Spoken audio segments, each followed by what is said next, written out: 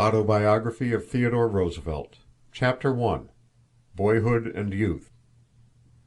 My grandfather, on my father's side, was of almost purely Dutch blood. When he was young he still spoke some Dutch, and Dutch was last used in the services of the Dutch Reformed Church in New York while he was a small boy. About 1644 his ancestor, Claes Martensen van Roosevelt, came to New Amsterdam as a settler, the euphemistic name for an immigrant who came over in the steerage of a sailing ship in the 17th century, instead of the steerage of a steamer in the 19th century. From that time for the next 7 generations, from father to son, every one of us was born on Manhattan Island. My father's paternal ancestors were of Holland stock, except that there was one named Waldron, a wheelwright, who was one of the Pilgrims who remained in Holland when the others came over to found Massachusetts, and who then accompanied the Dutch adventurers to New Amsterdam. My father's mother was a Pennsylvanian. Her forebears had come to Pennsylvania with William Penn, some in the same ship with him. They were of the usual type of the immigration of that particular place and time. They included Welsh and English Quakers, an Irishman with a Celtic name, and apparently not a Quaker, and peace-loving Germans, who were among the founders of Germantown, having been driven from their Rhineland homes when the armies of Louis XIV ravaged the Palatinate, and, in addition, representatives of a by no means altogether peaceful people, the Scotch-Irish, who came to Pennsylvania a little later, early in the 18th century. My grandmother was a woman of singular sweetness and strength, the keystone of the arch in her relations with her husband and sons. Although she was not herself Dutch, it was she who taught me the only Dutch I ever knew, a baby song of which the first line ran, "Trip a trop patronjes." I always remembered this, and when I was in East Africa it proved a bond of union between me and the Boer settlers, not a few of whom knew it, although at first they always had difficulty in understanding my pronunciation, at which I do not wonder. It was interesting to meet these men whose ancestors had gone to the Cape about the time that mine went to America 2 centuries and a half previously, and to find that the descendants of the 2 streams of emigrants still crooned to their children some at least of the same nursery songs. Of my great-grandfather Roosevelt and his family life a century and over ago, I knew little beyond what is implied in some of his books and have come down to me. The letters of Junius, a biography of John Paul Jones, Chief Justice Marshall's Life in Washington. They seem to indicate that his library was less interesting than that of my wife's great-grandfather at the same time, which certainly included such volumes as the original Edinburgh Review, for we have them now on our own bookshelves. Of my grandfather Roosevelt, my most vivid childish reminiscence is not something I saw, but a tale that was told me concerning him. In his boyhood, Sunday was as dismal a day for small Calvinistic children of Dutch descent as if they had been of Puritan or Scotch Covenanting or French Huguenot descent, and I speak as one proud of his Holland, Huguenot, and Covenanting ancestors, and proud that the blood of that stark Puritan divine Jonathan Edwards flows in the veins of his children. One summer afternoon, after listening to an unusually long Dutch Reformed sermon for the 2nd time that day, my grandfather, a small boy, running home before the congregation had dispersed, ran into a party of pigs, which then wandered free in New York streets. He promptly mounted a big boar, which no less promptly bolted and carried him at full speed through the midst of the outraged congregation. By the way, one of the Roosevelt documents which came down to me illustrates the change that has come over certain aspects of public life since the time which pessimists term the earlier and better days of the Republic. Old Isaac Roosevelt was a member of an auditing committee which shortly after the close of the Revolution approved the following bill: "The State of New York to John Cape, Doctor. To a dinner given by His Excellency the Governor and Council to their Excellencies the Minister of France and General Washington and Company, 1783, December. To 120 dinners at £48. To 135 bottles Madeira, £54.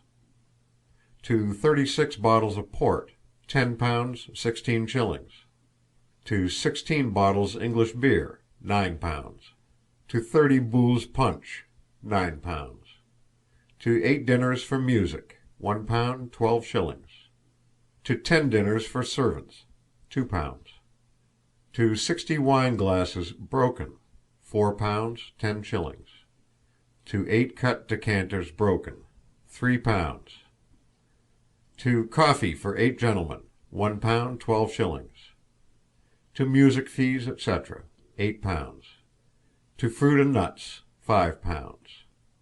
Total £156 10 shillings. By cash £100 16 shillings. £55 14 shillings. We, a committee of council, having examined the above account, do certify it, amounting to £156 10 shillings, to be just. December 17th, 1783. Isaac Roosevelt, James Duane, Egbert Benson, Frederick J. Received the above contents in full, New York, 17th December, 1783.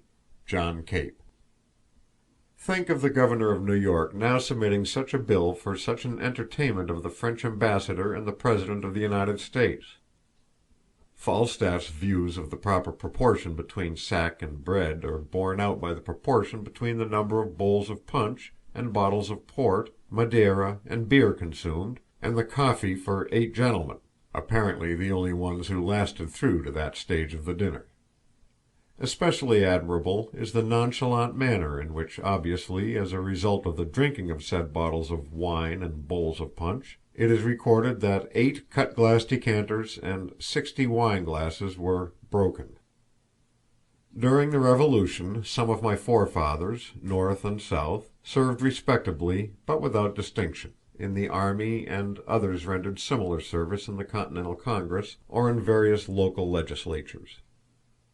By that time those who dwelt in the North were for the most part merchants, and those who dwelt in the South planters. My mother's people were predominantly of Scotch, but also of Huguenot and English descent. She was a Georgian, her people having come to Georgia from South Carolina before the Revolution. The original Bullock was a lad from near Glasgow, who came hither a couple of centuries ago, just as hundreds of thousands of needy, enterprising Scotchmen have gone to the 4 quarters of the globe in the intervening 200 years. My mother's great-grandfather, Archibald Bullock, was the first Revolutionary President of Georgia. My grandfather, her father, spent the winters in Savannah and the summers at Roswell, in the Georgia uplands near Atlanta, finally making Roswell his permanent home. He used to travel thither with his family and their belongings in his own carriage, followed by a baggage wagon. I never saw Roswell until I was president, but my mother told me so much about the place that when I did see it I felt as if I already knew every nook and corner of it, and as if it were haunted by the ghosts of all the men and women who have lived there. I do not mean merely my own family, I mean the slaves. My mother and her sister, my aunt, used to tell us children all kinds of story about the slaves. One of the most fascinating referred to a very old darky called Bear Bob, because in the early days of settlement he had been partially scalped by a black bear. Then there was Mom Grace, who was for a time my mother's nurse, and whom I had supposed to be dead, but who greeted me when I did come to Roswell, very respectable and apparently with years of life before her. The 2 chief personages of the drama that used to be repeated to us were Daddy Luke, the Negro overseer, and his wife, Mom Charlotte. I never saw either Daddy Luke or Mom Charlotte, but I inherited the care of them when my mother died. After the close of the war they resolutely refused to be emancipated or leave the place. The only demand they made upon us was enough money annually to get a new critter, that is, a mule. With a certain lack of ingenuity, the mule was reported each Christmas as having passed away, or at least as having become so infirm as to necessitate a successor, a solemn fiction which neither deceived nor was intended to deceive, but which furnished a gauge for the size of the Christmas gift. My maternal grandfather's house was on the line of Sherman's march to the sea, and pretty much everything in it that was portable was taken by the boys in blue, including most of the books in the library. When I was president, the facts about my ancestry were published, and a former soldier in Sherman's army sent me back one of the books with my grandfather's name in it. It was a little copy of the poems of Mr. Gray, an 18th century edition printed in Glasgow. On October 27th, 1858, I was born at number 28 East 20th Street, New York City, in a house in which we lived during the time that my two sisters and my brother and I were small children. It was furnished in the canonical taste of the New York which George William Curtis described in the Potiphar Papers. The black haircloth furniture in the dining room scratched the bare legs of the children when they sat on it. The middle room was a library, with tables, chairs, and bookcases of gloomy respectability. It was without windows, and so was available only at night. The front room, the parlor, seemed to us children to be a room of much splendor, but was open for general use only on Sunday evening, or on rare occasions when there were parties. The Sunday evening family gathering was the redeeming feature in a day which otherwise we children did not enjoy, chiefly because we were all of us made to wear clean clothes and keep neat. The ornaments of that parlor I remember now, including the gas chandelier decorated with a great quantity of cut glass prisms. These prisms struck me as possessing peculiar magnificence. One of them fell off one day, and I hastily grabbed it and stowed it away, passing several days of furtive delight in the treasure, a delight always alloyed with fear that I would be found out and convicted of larceny. There was a Swiss wood carving, representing a very big hunter on one side of an exceedingly small mountain, and a herd of chamois, disproportionately small for the hunter and large for the mountain, just across the ridge. This always fascinated us, but there was a small chamois kid, for which we felt agonies, lest the hunter might come on it and kill it. There was also a Russian moujik drawing a gilt sledge on a piece of amalekite. Someone mentioned in my hearing that malachite was a valuable marble. This fixed in my mind that it was valuable exactly as diamonds are valuable. I accepted that moujik as a priceless work of art, and it was not until I was well in middle age that it occurred to me that I was mistaken. Now and then we children were taken round to our grandfather's house, a big house for the New York of those days, on the corner of 14th Street and Broadway, fronting Union Square. Inside there was a large hall running up to the roof. There was a tessellated black and white marble floor, and a circular staircase round the sides of the hall, from the top floor down. We children much admired both the tessellated floor and the circular staircase. I think we were right about the latter, but I am not so sure as to the tessellated floor. The summers we spent in the country, now at one place, now at another. We children, of course, loved the country beyond anything. We disliked the city. We were always wildly eager to get to the country when spring came, and very sad when in the late fall the family moved back to town. In the country we of course had all kinds of pets: cats, dogs, rabbits, a coon, and a sorrel Shetland pony named General Grant. When my younger sister first heard of the real General Grant, by the way, she was much struck by the coincidence that someone should have given him the same name as the pony. 30 years later my own children had their pony Grant. In the country we children ran barefoot much of the time, and the seasons went by in a round of uninterrupted and enthralling pleasures, supervising the haying and harvesting, picking apples, hunting frogs successfully and woodchucks unsuccessfully, gathering hickory nuts and chestnuts for sale to patient parents, building wigwams in the woods, and sometimes playing Indians in the too realistic manner by staining ourselves, and incidentally our clothes, in liberal fashion with poke-cherry juice. Thanksgiving was an appreciated festival, but in no way came up to Christmas. Christmas was an occasion of literally delirious joy. In the evening we hung up our stockings, or rather the biggest stockings we could borrow from the grown-ups, and before dawn we trooped in to open them while sitting on Father's and Mother's bed. And the bigger presents were arranged, those for each child on its own table, in the drawing-room, the doors to which were thrown open after breakfast. I never knew anyone else have what seemed to me such attractive Christmases, and in the next generation I tried to reproduce them exactly for my own children. My father, Theodore Roosevelt, was the best man I ever knew.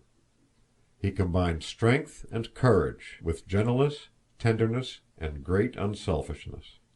He would not tolerate in us children selfishness or cruelty, idleness, cowardice, or untruthfulness. As we grew older, he made us understand that the same standard of clean living was demanded for the boys as for the girls, that what was wrong in a woman could not be right in a man. With great love and patience, and the most understanding sympathy and consideration, he combined insistence on discipline. He never physically punished me, but once. But he was the only man of whom I was ever really afraid. I do not mean that it was a wrong fear, for he was entirely just, and we children adored him. We used to wait in the library in the evening until we could hear his key rattling in the latch of the front hall, and then rush out to greet him. And we would troop into his room while he was dressing, to stay there as long as we were permitted, eagerly examining anything which came out of his pockets which could be regarded as an attractive novelty. Every child has fixed in his memory various details which strike it as of grave importance. The trinkets he used to keep in a little box on his dressing table we children always used to speak of as treasures. The word, and some of the trinkets themselves, passed on to the next generation. My own children, when small, used to troop into my room while I was dressing, and the gradually accumulating trinkets in the "ditty box," the gift of an enlisted man in the Navy, always excited rapturous joy. On occasions of solemn festivity, each child would receive a trinket for his or her very own. My children, by the way, enjoyed one pleasure I do not remember enjoying myself. When I came back from riding, the child who brought the boot-jack would itself promptly get into the boots, and clump up and down the room with a delightful feeling of kinship with Jack of the 7-league strides. The punishing incident I have referred to happened when I was 4 years old. I bit my elder sister's arm. I do not remember biting her arm, but I do remember running down to the yard, perfectly conscious that I had committed a crime. From the yard I went into the kitchen, got some dough from the cook, and crawled under the kitchen table. In a minute or two my father entered from the yard and asked where I was. The warm-hearted Irish cook had a characteristic contempt for informers, but although she said nothing, she compromised between informing and her conscience by casting a look under the table. My father immediately dropped on all fours and darted for me. I feebly heaved the dough at him, and having the advantage of him because I could stand up under the table, got a fair start for the stairs, but was caught halfway up them. The punishment that ensued fitted the crime, and I hope and believe that it did me good. I never knew anyone who got greater joy out of living than did my father, or anyone who more wholeheartedly performed every duty, and no one whom I have ever met approached his combination of enjoyment of life and performance of duty. He and my mother were given to a hospitality that at that time was associated more commonly with Southern than Northern households, and especially in their later years when they had moved uptown, in the neighborhood of Central Park, they kept a charming, open house.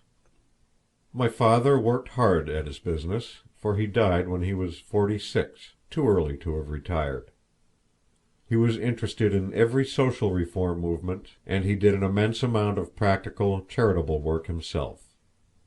He was a big, powerful man, with a leonine face, and his heart filled with gentleness for those who needed help or protection, and with the possibility of much wrath against a bully or an oppressor.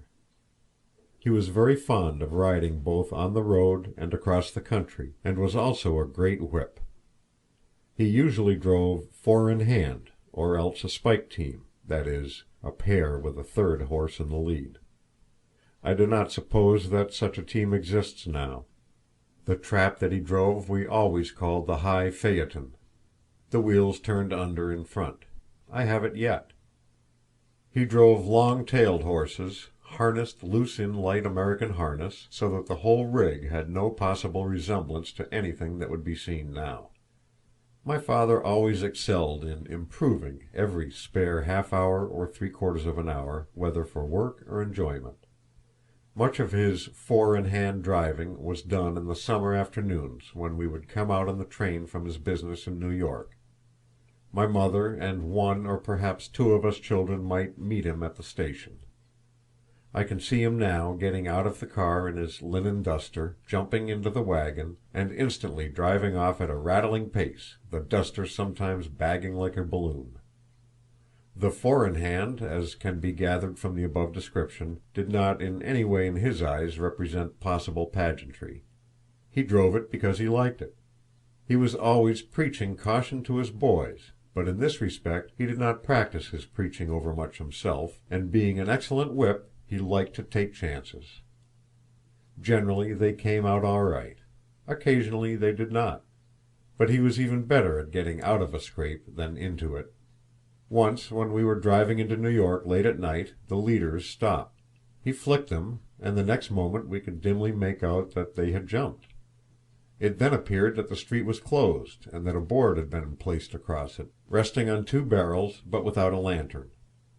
Over this board the leaders had jumped, and there was considerable excitement before we got the board taken off the barrels and resumed our way.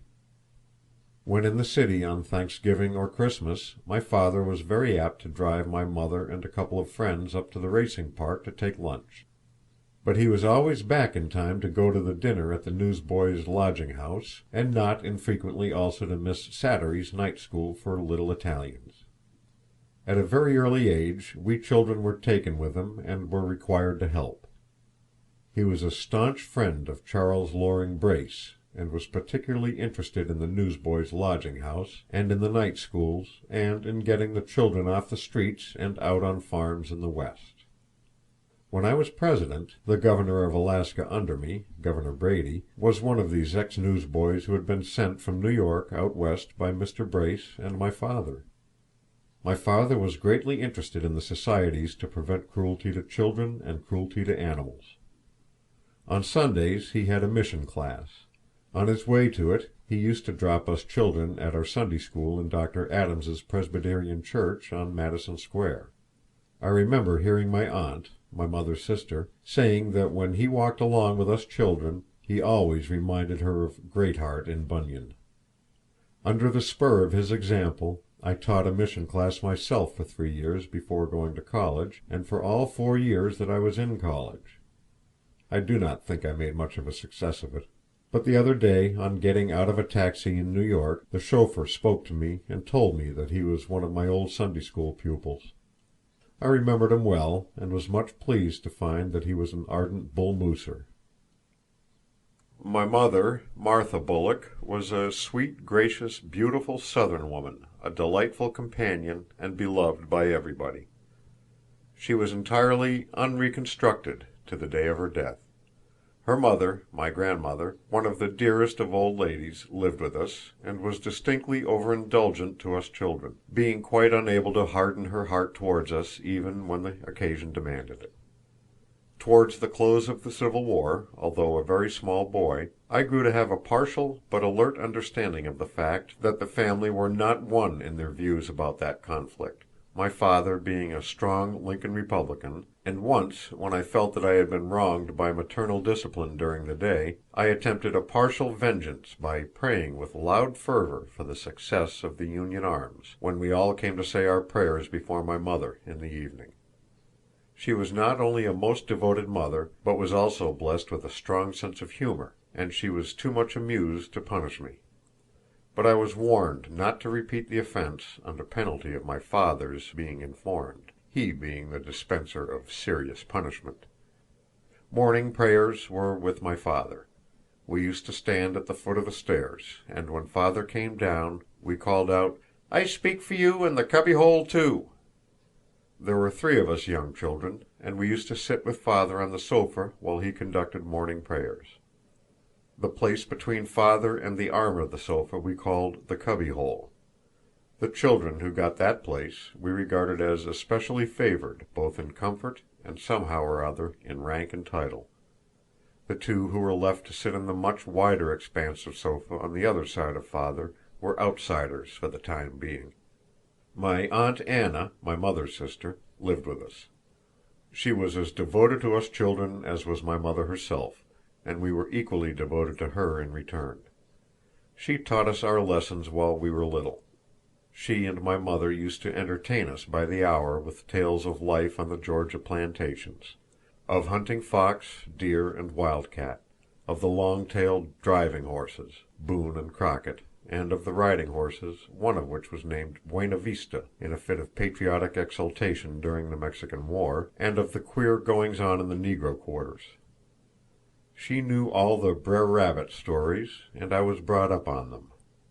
One of my uncles, Robert Roosevelt, was much struck with them, and he took them down from her dictation, publishing them in Harper's, where they fell flat. This was a good many years before a genius arose who, in Uncle Remus, made the stories immortal. My mother's two brothers, James Dunwoody Bullock and Irvine Bullock, came to visit us shortly after the close of the war. Both came under assumed names, as they were among the Confederates who were at that time exempted from the amnesty. Uncle Jimmy Bullock was a dear old retired sea captain, utterly unable to get on in the worldly sense of that phrase, as valiant and simple and upright a soul as ever lived, a veritable Colonel Newcomb.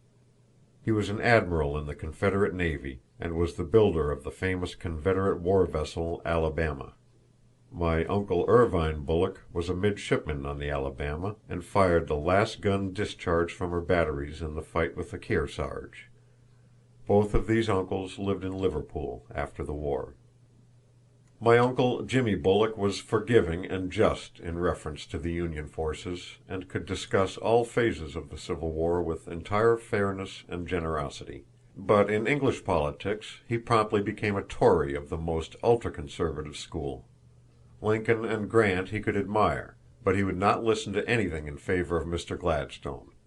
The only occasions on which I ever shook his faith in me were when I would venture meekly to suggest that some of the manifestly preposterous falsehoods about Mr. Gladstone could not be true.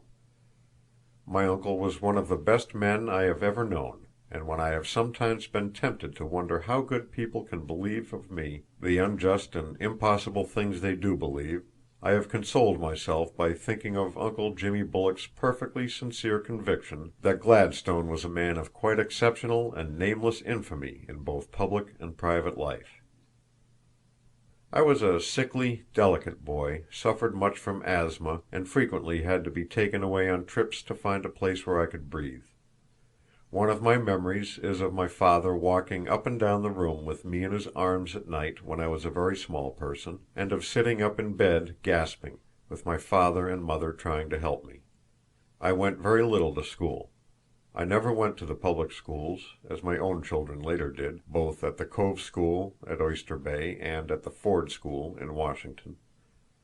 For a few months I attended Professor McMullen's school in 20th Street near the house where I was born, but most of the time I had tutors.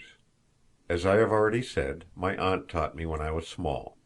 At one time we had a French governess, a loved and valued Mamselle in the household. When I was 10 years old I made my first journey to Europe. My birthday was spent in Cologne, and in order to give me a thoroughly party feeling, I remember that my mother put on full dress for my birthday dinner. I do not think I gained anything from this particular trip abroad. I cordially hated it, as did my younger brother and sister. Practically all the enjoyment we had was in exploring any ruins or mountains when we could get away from our elders, and in playing in the different hotels. Our one desire was to get back to America, and we regarded Europe with the most ignorant chauvinism and contempt. 4 years later, however, I made another journey to Europe, and was old enough to enjoy it thoroughly and profit by it. While still a small boy, I began to take an interest in natural history. I remember distinctly the first day that I started on my career as zoologist. I was walking up Broadway, and as I passed the market to which I used sometimes to be sent before breakfast to get strawberries, I suddenly saw a dead seal laid out on a slab of wood. That seal filled me with every possible feeling of romance and adventure. I asked where it was killed, and was informed in the harbor. I had already begun to read some of Mayne Reid's books and other boys' books of adventure, and I felt that this seal brought all these adventures in realistic fashion before me. As long as that seal remained there, I haunted the neighborhood of the market day after day. I measured it, and I recall that, not having a tape measure, I had to do my best to get its girth with a folding pocket foot rule, a difficult undertaking. I carefully made a record of the utterly useless measurements, and at once began to write a natural history of my own on the strength of that seal. This and subsequent natural histories were written down in blank books in simplified spelling, wholly unpremeditated and unscientific. I had vague aspirations of, in some way or another, owning and preserving that seal, but they never got beyond the purely formless stage. I think, however, I did get the seal's skull, and with two of my cousins promptly started what we ambitiously called the Roosevelt Museum of Natural History. The collections were at first kept in my room, until a rebellion on the part of the chambermaid received the approval of the higher authorities of the household, and the collection was moved up to a kind of bookcase in the back hall upstairs. It was the ordinary small boy's collection of curios, quite incongruous and entirely valueless except from the standpoint of the boy himself. My father and mother encouraged me warmly in this, as they always did in anything that could give me wholesome pleasure or help to develop me. The adventure of the seal and the novels of Mayne Reid together strengthened my instinctive interest in natural history. I was too young to understand much of Mayne Reid, excepting the adventure part and the natural history part; these enthralled me. But of course my reading was not wholly confined to natural history. There was very little effort made to compel me to read books, my father and mother having the good sense not to try to get me to read anything I did not like, unless it was in the way of study. I was given the chance to read books that they thought I ought to read, but if I did not like them, I was then given some other good book that I did like. There were certain books that were taboo. For instance, I was not allowed to read dime novels. I obtained some surreptitiously and did read them, but I do not think that the enjoyment compensated for the feeling of guilt. I was also forbidden to read the only one of Ouida's books which I wished to read, Under Two Flags. I did read it, nevertheless, with greedy and fierce hope of coming on something unhealthy, but as a matter of fact all the parts that might have seemed unhealthy to an older person made no impression on me whatever. I simply enjoyed, in a rather confused way, the general adventures. I think there ought to be children's books. I think that the child will like grown-up books also, and I do not believe a child's book is really good unless grown-ups get something out of it. For instance, there is a book I did not have when I was a child because it was not written. It is Laura E. Richards' Nursery Rhymes. My own children loved them dearly, and their mother and I loved them almost equally. The delightfully light-hearted Man from New Mexico Who Lost His Grandmother Out in the Snow, the adventures of the Owl, the Eel, and the Warming Pan, and the extraordinary genealogy of the kangaroo whose father was a whale with a feather in his tail who lived in the Greenland Sea, while his mother was a shark who kept very dark in the Gulf of Caribbee. As a small boy I had Our Young Folks, which I then firmly believed to be the very best magazine in the world, a belief, I may add, which I have kept to this day unchanged, for I seriously doubt if any magazine for old or young has ever surpassed it. Both my wife and I have the bound volumes of Our Young Folks, which we preserved from our youth. I have tried to read again the Mayne Reid books which I so dearly loved as a boy, only to find, alas, that it is impossible. But I really believe that I enjoy going over Our Young Folks now clearly as much as ever. Castaway in the Cold, Grandfather's Struggle for a Homestead, the William Henry Letters, and a dozen others like them were first class, good healthy stories, interesting in the first place, and in the next place teaching manliness, decency, and good conduct. At the cost of being deemed effeminate, I will add that I greatly liked the girls' stories, Pussy Willow and A Summer in Leslie Goldthwaite's Life, just as I worshipped Little Men and Little Women and An Old-Fashioned Girl. This enjoyment of the gentler side of life did not prevent my reveling in such tales of adventure as Ballantyne's stories or Marryat's Midshipman Easy. I suppose everybody has kinks in them, and even as a child there were books which I ought to have liked and did not. For instance, I never cared at all for the first part of Robinson Crusoe, and although it is unquestionably the best part, I do not care for it now. Whereas the second part, containing the adventures of Robinson Crusoe, with the wolves in the Pyrenees and out in the Far East, simply fascinated me. What I did like in the first part were the adventures before Crusoe finally reached his island, the fight with the Sally Rover, and the allusion to the strange beasts at night taking their improbable bath in the ocean. Thanks to being already an embryo-zoologist, I disliked The Swiss Family Robinson, because of the wholly impossible collection of animals met by that worthy family as they ambled inland from the wreck. Even in poetry it was the relation of adventures that most appealed to me as a boy. At a pretty early age I began to read certain books of poetry, notably Longfellow's poem The Saga of King Olaf, which absorbed me. This introduced me to Scandinavian literature, and I have never lost my interest in and affection for it. Among my first books was a volume of a hopelessly unscientific kind by Mayne Reid, about mammals, illustrated with pictures no more artistic than, but quite as thrilling as, those in the typical school geography. When my father found how deeply interested I was in this not very accurate volume, he gave me a little book by J.G. Wood, the English writer of popular books on natural history, and then a larger one of his called Homes Without Hands. Both of these were cherished possessions. They were studied eagerly, and they finally descended to my children.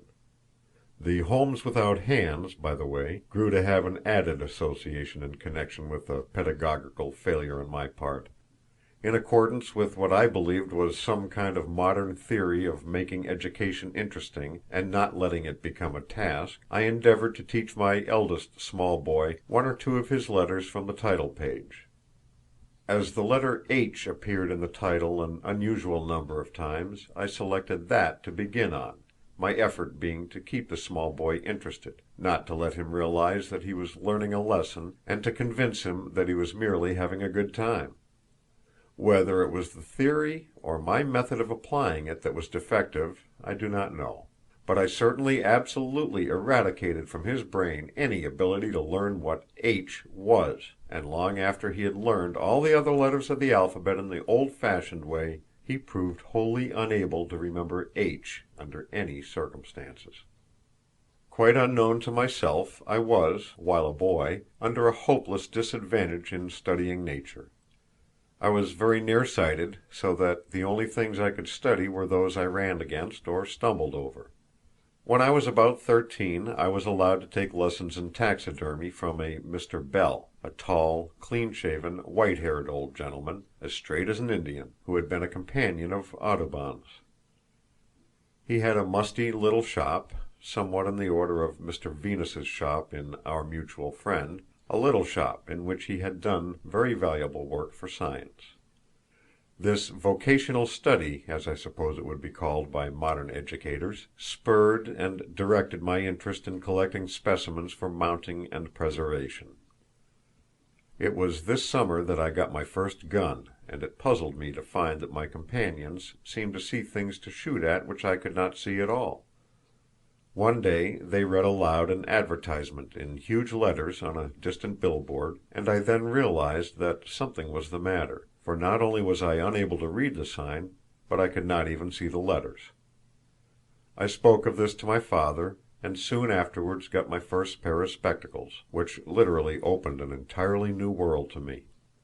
I had no idea how beautiful the world was until I got those spectacles. I had been a clumsy and awkward little boy, and while much of my clumsiness and awkwardness was doubtless due to general characteristics, a good deal of it was due to the fact that I could not see, and yet was wholly ignorant of what I was not seeing. The recollection of this experience gives me a keen sympathy with those who are trying in our public schools and elsewhere to remove the physical causes of deficiency in children, who are often unjustly blamed for being obstinate or unambitious, or mentally stupid.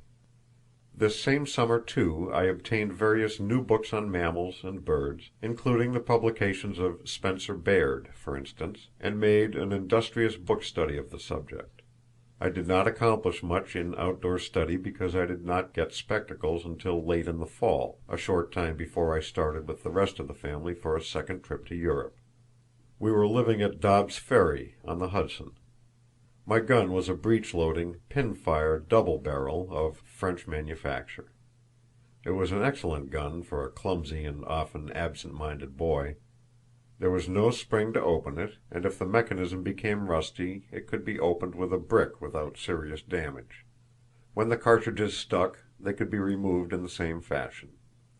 If they were loaded, however, the result was not always happy, and I tattooed myself with partially unburned grains of powder more than once. When I was 14 years old, in the winter of '72 and '73, I visited Europe for the second time, and this trip formed a really useful part of my education. We went to Egypt, journeyed up the Nile, traveled through the Holy Land and part of Syria, visited Greece and Constantinople, and then we children spent the summer in a German family in Dresden. My first collecting as a student of natural history was done in Egypt during this journey. By this time I had a good working knowledge of American bird life from the superficially scientific standpoint. I had no knowledge of the ornithology of Egypt, but I picked up in Cairo a book by an English clergyman, whose name I have now forgotten, who described a trip up the Nile, and in an appendix to his volume gave an account of his bird collection. I wish I could remember the name of the author now, for I owe that book very much. Without it I should have been collecting entirely in the dark, whereas with its aid I could generally find out what the birds were. My first knowledge of Latin was obtained by learning the scientific names of the birds and mammals which I collected and classified by the aid of such books as this one. The birds I obtained up the Nile and in Palestine represented merely the usual boy's collection. Some years afterward I gave them, together with the other ornithological specimens I had gathered, to the Smithsonian Institution in Washington, and I think some of them also to the American Museum of Natural History in New York. I am told that the skins are to be found yet in both places and in other public collections. I doubt whether they have my original labels on them. With great pride the directors of the Roosevelt Museum, consisting of myself and the two cousins aforesaid, had printed a set of Roosevelt Museum labels in pink ink preliminary to what was regarded as my adventurous trip to Egypt. This bird collecting gave what was really the chief zest to my Nile journey.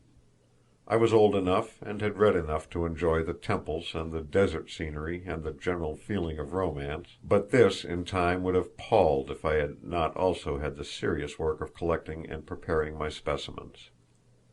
Doubtless the family had their moments of suffering, especially on one occasion when a well-meaning maid extracted from my taxidermist's outfit the old toothbrush with which I put in the skins the arsenical soap necessary for their preservation, partially washed it, and left it with the rest of my wash kit for my own personal use. I suppose that all growing boys tend to be grubby, but the ornithological small boy, or indeed the boy with the taste for natural history of any kind, is generally the very grubbiest of all. An added element in my case was the fact that while in Egypt I suddenly started to grow. As there were no tailors up the Nile, when I got back to Cairo I needed a new outfit. But there was one suit of clothes too good to throw away, which we kept for a change, and which was known as my Smike suit, because it left my wrists and ankles as bare as those of poor Smike himself. When we reached Dresden, we younger children were left to spend the summer in the house of Herr Minkwitsch, a member of either the municipal or the Saxon government, I have forgotten which. It was hoped that in this way we would acquire some knowledge of the German language and literature. They were the very kindest family imaginable.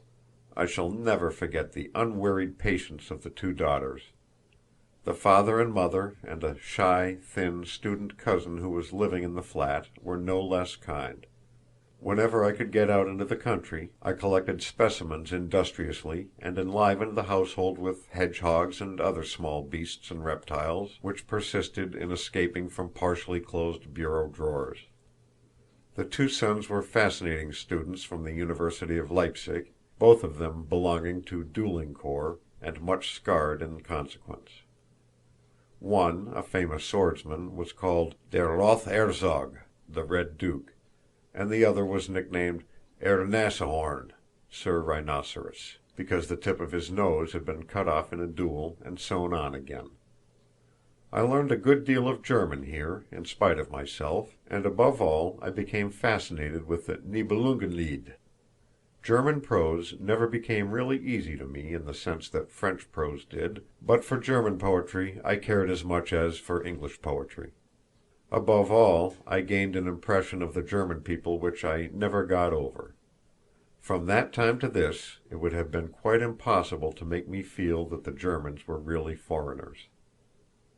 The affection, the Gemüthlichkeit, a quality which cannot be exactly expressed by any single English word, the capacity for hard work, the sense of duty, the delight in studying literature and science, the pride in the new Germany, the more than kind and friendly interest in three strange children, all these manifestations of the German character and of German family life made a subconscious impression upon me which I did not in the least define at the time, but which is very vivid still, 40 years later.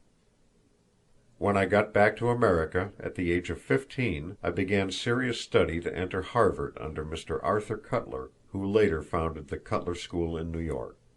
I could not go to school because I knew so much less than most boys of my age in some subjects and so much more in others. In science and history and geography and in unexpected parts of German and French I was strong, but lamentably weak in Latin and Greek and mathematics. My grandfather had made his summer home in Oyster Bay a number of years before, and my father now made Oyster Bay the summer home of his family also. Along with my college preparatory studies, I carried on the work of a practical student of natural history. I worked with greater industry than either intelligence or success, and made very few additions to the sum of human knowledge, but to this day certain obscure ornithological publications may be found in which are recorded such items as, for instance, that on one occasion a fish crow, and on another an Ipswich sparrow, were obtained by one Theodore Roosevelt, Jr., at Oyster Bay, on the shore of Long Island Sound. In the fall of 1876 I entered Harvard, graduating in 1880. I thoroughly enjoyed Harvard, and I am sure it did me good, but only in the general effect, for there was very little in my actual studies which helped me in after life. More than one of my own sons have already profited by their friendship with certain of their masters in school or college. I certainly profited by my friendship with one of my tutors, Mr. Cutler, and in Harvard I owed much to the professor of English, Mr. A. S. Hill. Doubtless through my own fault, I saw almost nothing of President Eliot and very little of the professors. I ought to have gained much more than I did gain from writing the themes and forensics. My failure to do so may have been partly due to my taking no interest in the subjects. Before I left Harvard I was already writing 1 or 2 chapters of a book I afterwards published on the Naval War of 1812. Those chapters were so dry that they would have made a dictionary seem light reading by comparison. Still, they represented purpose and serious interest on my part, not the perfunctory effort to do well enough to get a certain mark, and corrections of them by a skilled older man would have impressed me and have commanded my respectful attention. But I was not sufficiently developed to make myself take an intelligent interest in some of the subjects assigned me, the character of the Gracchi, for instance. A very clever and studious lad would no doubt have done so, but I personally did not grow up to this particular subject until a good many years later. The frigate and sloop actions between the American and British sea tigers of 1812 were much more within my grasp. I worked drearily at the Gracchi because I had to. My conscientious and much to be pitied professor dragged me through the theme by main strength, with my feet firmly planted in dull and totally idea-proof resistance.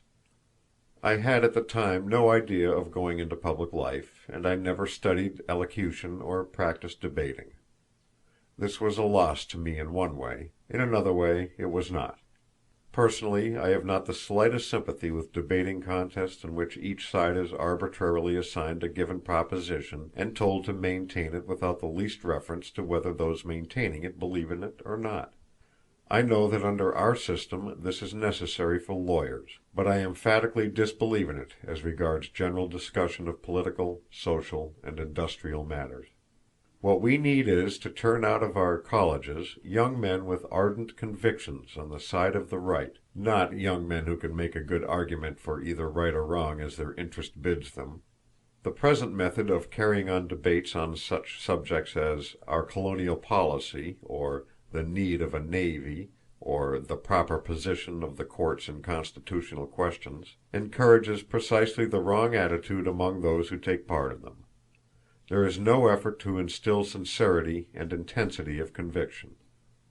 On the contrary, the net result is to make the contestants feel that their convictions have nothing to do with their arguments. I am sorry I did not study elocution in college, but I am exceedingly glad that I did not take part in the type of debate in which stress is laid, not upon getting a speaker to think rightly, but on getting him to talk glibly on the side to which he is assigned, without regard either to what his convictions are or to what they ought to be.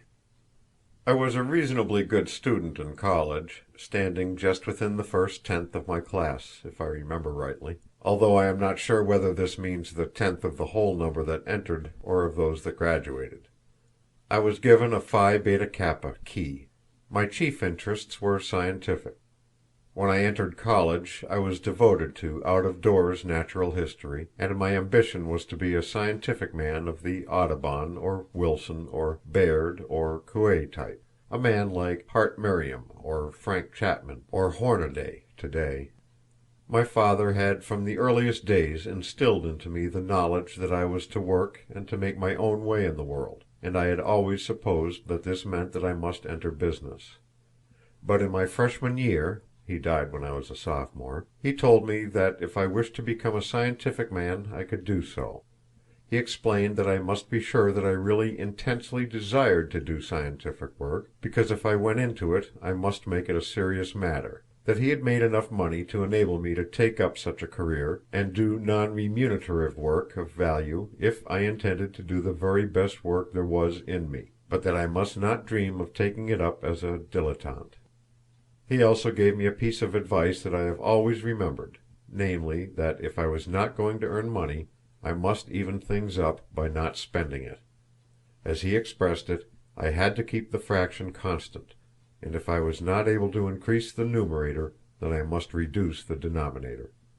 In other words, if I went into a scientific career, I must definitely abandon all thought of the enjoyment that would accompany a money-making career, and must find my pleasures elsewhere. After this conversation I fully intended to make science my life work. I did not, for the simple reason that at that time Harvard, and I suppose our other colleges, utterly ignored the possibilities of the faunal naturalist, the outdoor naturalist and observer of nature. They treated biology as purely a science of the laboratory and the microscope, a science whose adherents were to spend their time in the study of minute forms of marine life, or else in section cutting and the study of the tissues of the higher organisms under the microscope. This attitude was, no doubt, in part due to the fact that in most colleges then there was a not always intelligent copying of what was done in the great German universities. The sound revolt against superficiality of study had been carried to an extreme. Thoroughness in minutiae as the only end of study had been erected into a fetish. There was a total failure to understand the great variety of kinds of work that could be done by naturalists, including what could be done by outdoor naturalists, the kind of work which Hart Merriam and his assistants in the Biological Survey have carried to such a high degree of perfection as regards North American mammals. In the entirely proper desire to be thorough and to avoid slipshod methods, the tendency was to treat as not serious, as unscientific, any kind of work that was not carried on with laborious minuteness in the laboratory. My taste was specialized in a totally different direction, and I had no more desire or ability to be a microscopist and section cutter than to be a mathematician. Accordingly, I abandoned all thought of becoming a scientist. Doubtless this meant that I really did not have the intense devotion to science which I thought I had, for if I had possessed such devotion I would have carved out a career for myself somehow without regard to discouragements. As regards political economy, I was of course, while in college, taught the laissez-faire doctrines, one of them being free trade, then accepted as canonical. Most American boys of my age were taught both by their surroundings and by their studies certain principles which were very valuable from the standpoint of national interest, and certain others which were very much the reverse. The political economists were not especially to blame for this. It was the general attitude of the writers who wrote for us of that generation. Take my beloved Our Young Folks, the magazine of which I have already spoken, and which taught me much more than any of my textbooks.